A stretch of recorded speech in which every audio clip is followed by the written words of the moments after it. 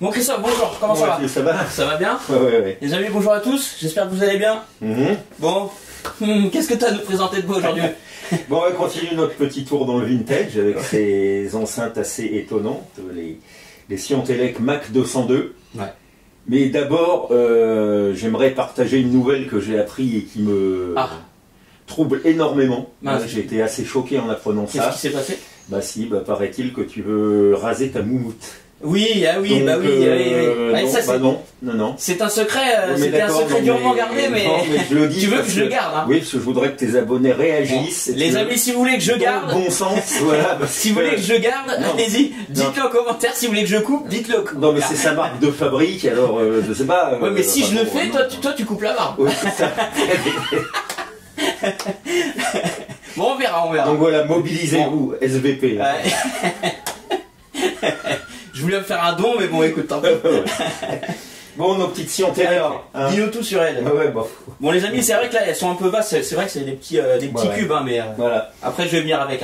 C'est original. Bon, Siontelec, vieille marque française, disparue au début des années 80, sous la pression des produits asiatiques, comme beaucoup de marques françaises. On l'avait déjà un petit peu vu. Ils ont fait du mal sur le marché français, les Chinois, quand même. Bon, juste comme ça, pour info, on en reparlera. J'ai une collection de magazines qui s'appelle Le Haut-Parleur. Et quand on regarde Le Haut-Parleur aux alentours de 1967-1968, on voit quelques produits asiatiques. Ça commençait à... Voilà, et quelques produits asiatiques. Mais bon, ça demanderait à être affiné, je dis ça de mémoire. On prend 1975, la moitié ou les trois quarts des produits, c'est du Sony, c'est des produits asiatiques, etc. Et tout. Donc là, les fabricants français, à mon avis, se sentent très très mal. Et donc on va voir comment des boîtes comme Siontelec ont réagi pour tenter parce qu'ils n'ont pas été tout seuls à faire ça, pour essayer de contrecarrer un petit peu la pression des Asiatiques. Les Japonais notamment, mais qui avaient déjà, quand on regarde la provenance des produits, ils avaient déjà commencé à délocaliser. Donc en fait on voit du Pioneer Made in Korea, des choses comme ça. Et les Japonais gardent au Japon Made in Japan les produits haut de gamme parce qu'ils sont très exigeants sur la qualité. Donc voilà.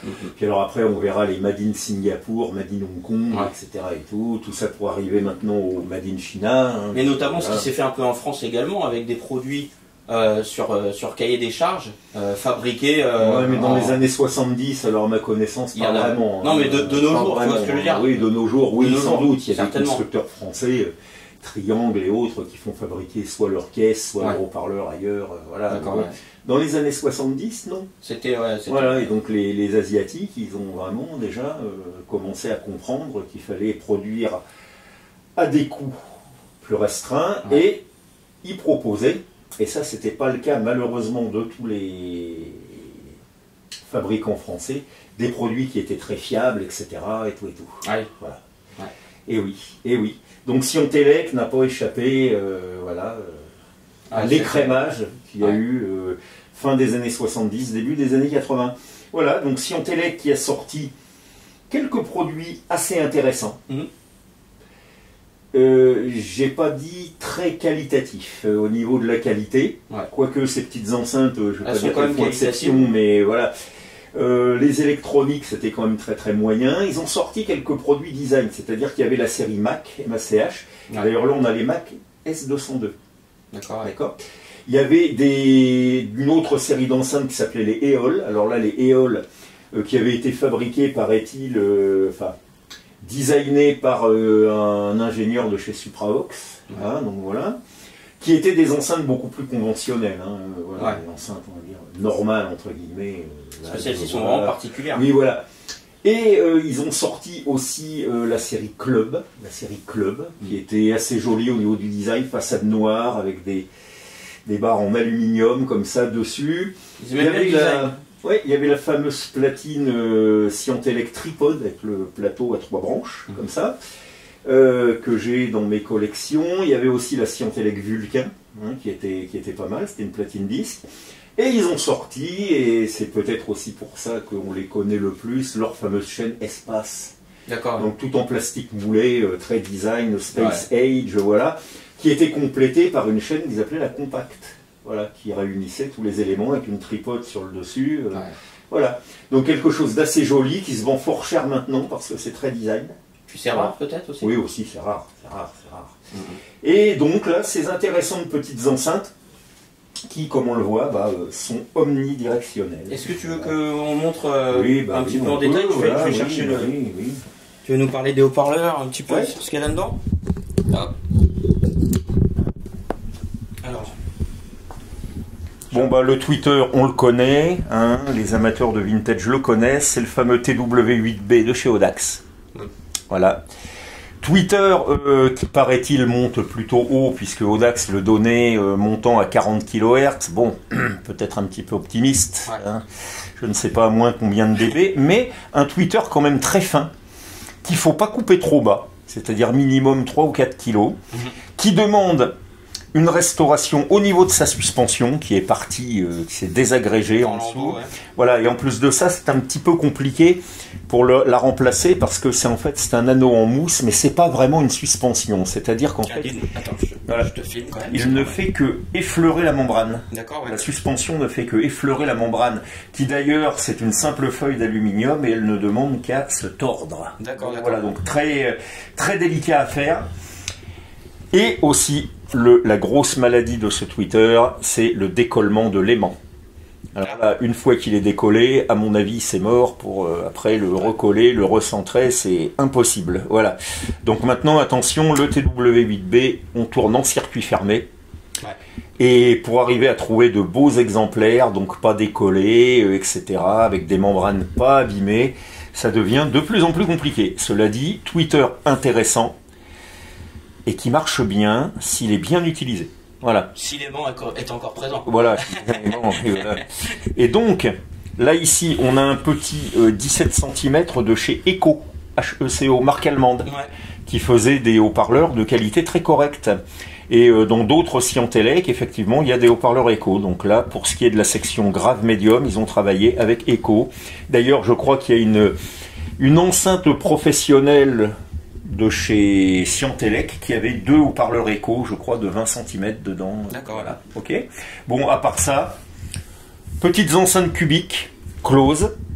Voilà. Avec un bon volume, quand même. Oui, avec un petit volume. Voilà. Donc là, on a, maintenant filme celle-là si tu veux, on a un cache sur le dessus. Qui a été refait là-dessus parce que les anciens c'était un peu la misère. Tu peux nous parler du... Oui, alors après on a un déflecteur là sous forme de grille là, ou de grille-pain ou de ce qu'on veut, associé donc avec un petit cône là, de diffusion pour les aigus. Voilà. Vous le voyez, je pense. Voilà, donc une enceinte entièrement directionnelle pour le grave et l'aigu. Voilà, tout simplement. Très original quand même. Oui. Et puis derrière, on a les borniers. Voilà, les borniers derrière. Borniers DIN. Voilà, ouais, on fiche DIN, hein, comme il était de mode à l'époque. Voilà. Maintenant, qu'est-ce qu'on peut en dire au niveau du son? Eh bien, honnêtement, très agréable. Voilà, moi je pense que très agréable. Il y a des beaux timbres, ça marche bien, les basses ne sont pas si ridicules que ça. Pour du clos en plus. Ouais. L'écoute est c'est assez surprenant parce que c'est omnidirectionnel, donc on n'a pas tellement l'habitude d'écouter. Ouais, c'est particulier. Mais honnêtement, un beau petit produit design, collector, voilà. Ouais. Donc là, il a été restauré, donc TW8B entièrement refait. Les haut-parleurs Eco, membrane retraitée, suspension changée. Le filtre aussi. Par qui déjà? Ben, je ne sais pas. La clinique du haut-parleur. Peut-être, oui. Voilà. Et donc, recapage des filtres. Ouais. Voilà. On a changé aussi l'amortissant à l'intérieur. Voilà. Et on a une belle... Oui, un beau plaquage bois. Il y a un beau plaquage sympathique. Voilà. Donc des enceintes pour le moins intéressantes. Ouais. Pour le moins intéressantes, voilà. Puis je dis produit rare et collector. Ouais. En tout cas, voilà. Avec un son très sympathique. Ouais. Voilà, donc pour Scientelec, donc qui a malheureusement disparu. Alors ils ont après tenté justement de sortir vers 1980 des chaînes avec ce qu'ils appelaient des enceintes turbo, avec des évents en bas. Ah ouais, c'était... Dans les questions aiguës, c'était un petit peu plus limité, parce que c'était des tweeters piézoélectriques dessus. Donc, donc là... Ouais.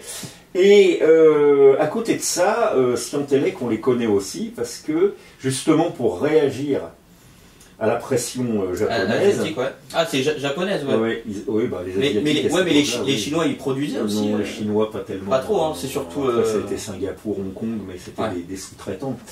Ils avaient sorti des kits, des amplis en kit, dont la série Élysée, le Élysée 20, je crois qu'il y avait le Élysée 40, oui, en kit, que certains se sont acharnés à monter, mais je suis pas sûr qu'au niveau du schéma, etc.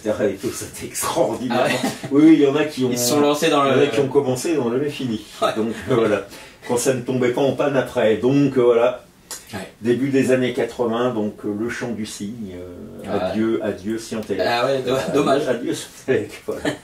Non, encore une marque donc qui a coulé. Bon, un petit revival, revival avec cette petite vidéo alors. Voilà, donc très sympa. Et ben mon Christophe, merci à toi. Voilà, on essaiera de... Oui, alors, oui, tiens, dis-moi. Voilà, il faut être à l'écoute des abonnés. Oui.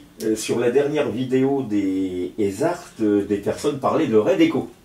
Ah oui, d'enceintes Redeco. Exactement, ouais. Donc on fera une présentation, si tu veux bien, des enceintes Redeco, des haut-parleurs Redeco, de la société, parce que c'est une marque que je connais assez bien. Qui Mais des enceintes que tu as, qu'on pourrait... Oui, alors on présentera des haut-parleurs. Juste des haut-parleurs. Des haut-parleurs et des enceintes après, parce que j'en ai une paire, mais il faudra la restaurer. Voilà. Ok, et ben ça marche.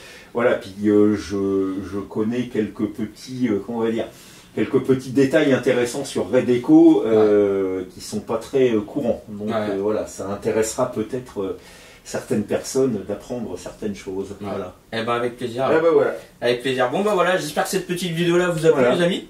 Et puis mon fils, une prochaine. La prochaine. Et puis, oui, je reviendrai peut-être la boulade. La moumoute. Touche-la une dernière fois. Vas-y.